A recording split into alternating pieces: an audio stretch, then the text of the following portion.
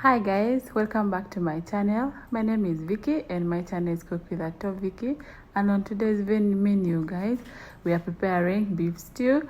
I started off by roasting my beef, put sigiri on the charcoal on the sigiri, heat it up a bit, put banana leaves, then put the wire mesh, the roasting wire. Then I placed the meat on top of the wire. Beneath the wire you saw banana peelings. The banana peelings help to give the beef a nice scent. Roast it very well. By the way guys, it helps it not to get burned. Yeah, so when you roast your beef with banana peelings, you're going to have a different taste and scent when you're preparing your beef. If you try it out, you let me know in the comment section. It really works. That is cow beef. In my language, it's called riondang. So like I just said, your beef will not burn when you're roasting it a bit. All the water has dripped. You can see it's dry. It's not for preparing with peanut butter, but it's with it's a fried one. You guys, you can see my beef did not get burnt because banana leaves was inside the hot charcoal. So it really works so well. Please try it out and let me know in the comment section. And yeah, there you can see as red as I said before. That is riondang. Yeah, I started off with the cooking. Now the actual cooking. Put the pan, the chuburia on the sigiri. Added some oil to cook my onions, like how we always do it in Vicky's kitchen. Added onions.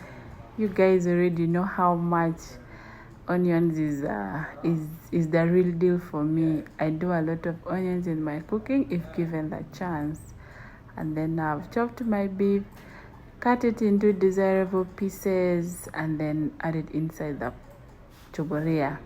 Like you can see, the meat is looking a little bit dry because all the water and the freshness of the beef has been drained out by the fire. By the way, that is the best way to cook beef lately. I don't know whether lately or what, but for me lately, this is the best way to cook beef. If given any opportunity, please try and cook your beef like that. You are going to thank me later. So added the beef like usual, some salt to give it that perfect taste. Like we always know, food without salt, I don't even know how to explain it. And then some green pepper and grated garlic. You guys know my cooking is not over exaggerated. I use a few spices and ingredients, but at the end we have the perfect taste of the food that we always be looking for. Turn it around very well and covered it. Came back, opened it, and wow, at that point the aroma in the compound is on another level. And then I continue mixing. Remember, our beef was a bit roasted, so there was not a lot of water to keep it in there. So the little water that had remained boiled, and you can see down there is now left with the cooking oil only. And I'm turning around my beef, you guys. Help! You didn't want to know the aroma. Just with the onions, green pepper, and the garlic, it went to another level. So always when I'm cooking, I don't go far away from my saucepan because I don't want to give people bad food. Please try to be around your food every now and then, except if you're cooking beans, where I take like 2 to 3 hours to cook. At that point you can relax, but like this one, you guys can see how I was always around my pot. I close, open, check, close, open, check, close, open, check. That is the best way to cook. Yeah, so I was turning it around because I want the spices and everything to go in very well. It was time to add tomatoes. I chopped 4 big tomatoes to give it a thick beautiful color. Guys, sometimes food is also a mindset, by the way. When you see food which is looking nice, definitely when you take it in your mouth, the food will actually taste good. So otherwise, you guys, I miss you guys so much. Thank you so much for sticking around. I always have you guys at heart. Yeah, so I covered for my onions to cook, all the tomatoes, the juiciness to enter, and you can see the color of the food is giving, the aroma of the food is giving. For the spices today, I'm using Royco chicken for the thickness of my sauce already, but you can add any other spices of your choice, of your desirable choice. And sorry, I added simbambili out of the camera. You guys know how I love simbambili so much, especially when I'm cooking beef, beans, fish. I don't kosa with simbambili, doesn't kosa, meaning simbambili doesn't miss unless I'm preparing pasted sauce. That's when I don't add.